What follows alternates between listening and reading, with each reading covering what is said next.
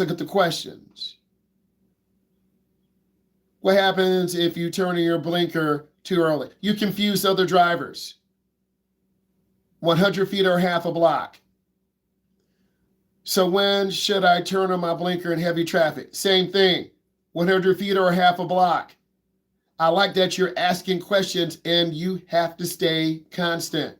100 feet or half a block, even if it's heavy traffic. You got to give people time to see your blinker and allow your brain to process it.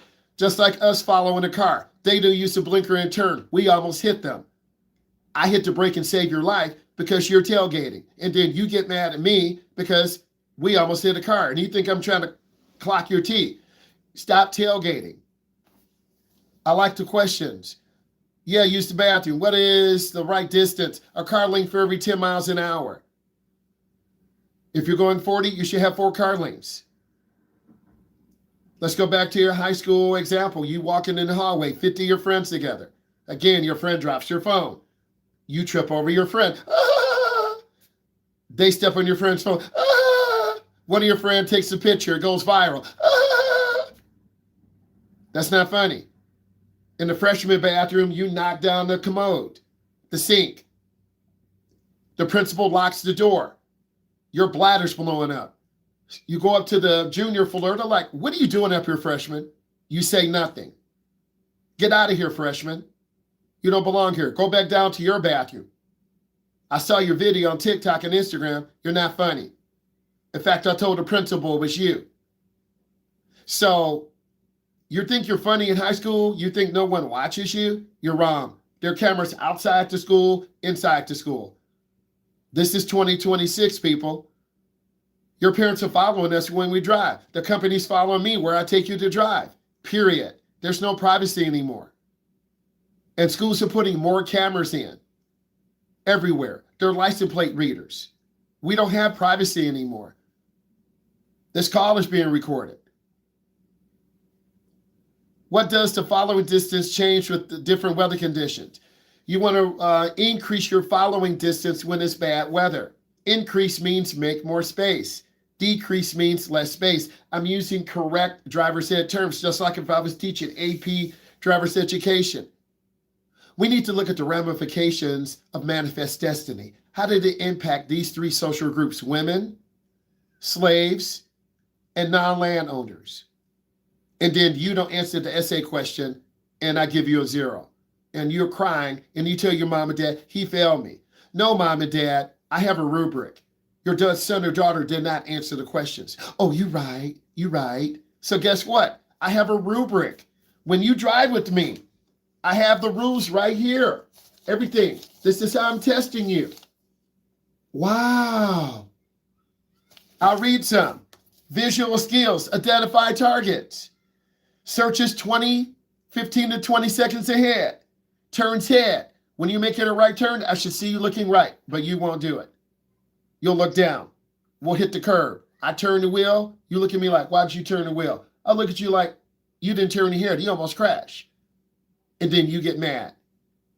And then the next drive, I have your mom and dad in because you don't listen. And remember, your brain's not developed until you're 24 or 26. Able to judge stopping and adequate following distance. You're still learning this. Checks mirrors frequently. When you slow down, I should see you checking your mirror, but you won't do that. I have the rules right here. Whenever I give a test or an assignment, I make a rubric. Good teachers give rubrics. Remember, I'm a school teacher. If I want you to get an A, B, or C, I'm going to show you how. And if you don't follow the rubric, that's your fault. So I'm really trying to help you guys.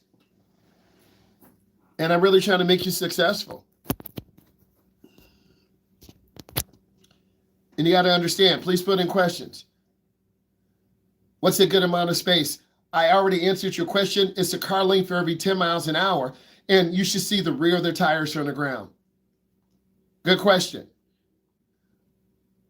When are you too far from the car in front of you?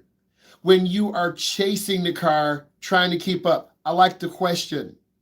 A lot of beginner drivers accelerate too slow. Like walking the hallway at school. You got caught cheating. Someone broke into your locker. You're walking slow. You're mad. You're depressed. You're walking 5 steps behind everyone, 3 steps behind everyone. Your friends are like, what's wrong, bro? Nothing, bro. They got my shoes. They took my Beats. Same thing. If you go too slow, you become a hazard. You walk too slow in school, people are like, freshman, walk. So what should we think about another car and space, not keeping enough space? You make more room. You will annoy people accidentally. I'll say it again. You will drive too slow and annoy people accidentally. If you drive too slow, they're going to tailgate us, cut us off, and it won't be happy. So walk, drive with the flow of the traffic. I love it. Why do we feel that the following distance, why do we feel that following close is a normal thing? Because Carter, you're learning habits. Example, why should you have your own pencils and pens when you show up to class? So you don't have to ask the teacher, you got a pencil? You got a pen?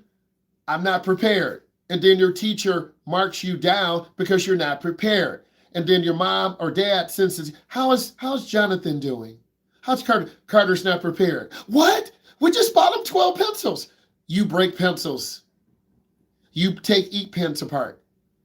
You stab people. You throw them across the room. Bad habits. So Carter, I'm giving you a real example. You let everyone use your paper because you're trying to be a nice guy, but you don't have any paper for yourself. Like, we actually still write in school. Like, we write essays. We write paragraphs. So I'm giving you a really good example. So being prepared, driving too close, it's not a normal thing. But if you think it's normal, you're going to smash your car really quick.